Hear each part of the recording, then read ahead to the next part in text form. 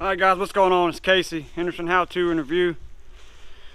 We're back on the batting cage. Getting ready to pour. There's Caden there. AKA Swole. AKA Thunder. AKA Big Nasty. There's old Jonathan. What up? Anyhow, we're on the batting cage again. Finally.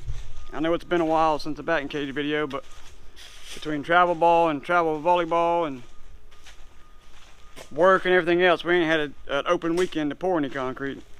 So now we're gonna pour the concrete. I put some, I would have just put plastic down, but I didn't have any plastic. I had a couple rolls of this synthetic felt. So this is what I'm putting down for my vapor barrier. Because I am going to eventually close this thing in. I don't want it to sweat. So this will be our vapor barrier. We're probably going to start at that end, come this way. Maybe start down here in the shade though. May work the shade to our advantage. Also this plastic, even if someone's not going to close it in, if you're on sand like this, the plastic will dramatically slow down the concrete setup time.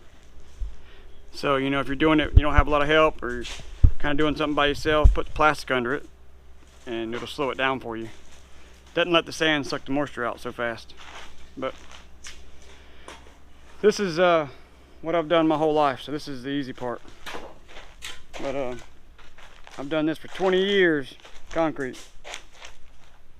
But I'll set the camera up down here once the concrete truck gets here, and we'll get a time lapse of us pouring it and all that good stuff.